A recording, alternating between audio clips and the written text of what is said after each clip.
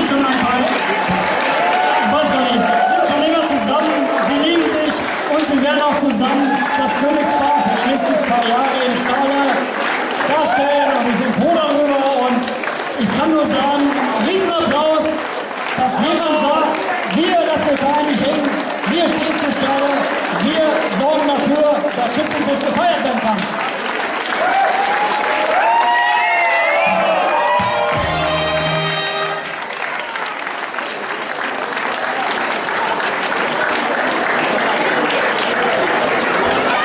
So, natürlich aber auch obligatorisch jetzt die Aufgabe, Timo, ihr seid noch nicht entkront, aber wir müssen natürlich jetzt die Königskette pro forma schon mal abnehmen und Christopher umhängen und das werde ich jetzt gerne tun.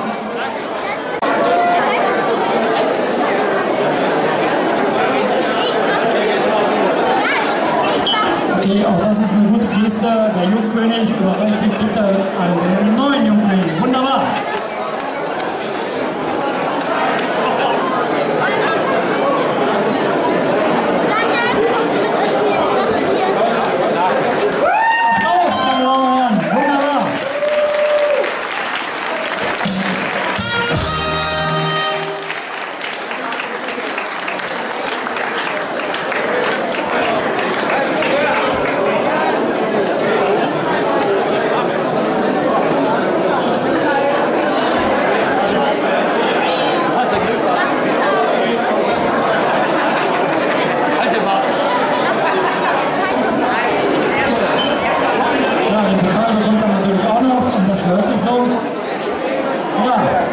Liebe Stahler, ab 35, wo sind Sie denn?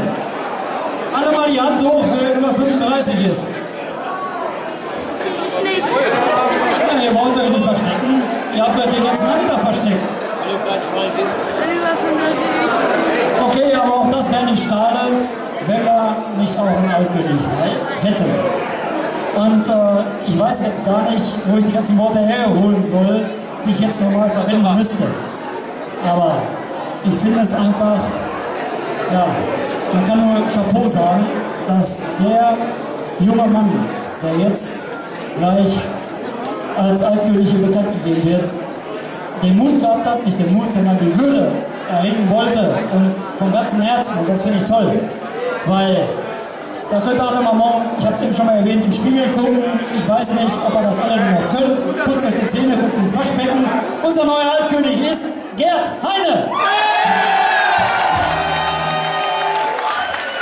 Und natürlich hat er als Königin seine Barbara aus alten... Ich weiß nicht, wir wissen es nicht selber.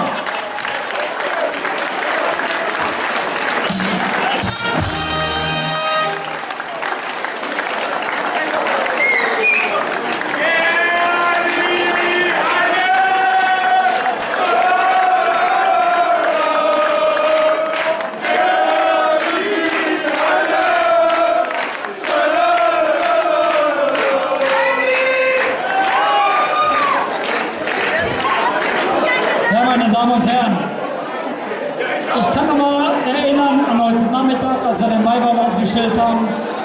Ich habe es ja eingangs schon gesagt, wenn es auch etwas schwierig war und auch da habe ich gesagt, Sicherheit geht.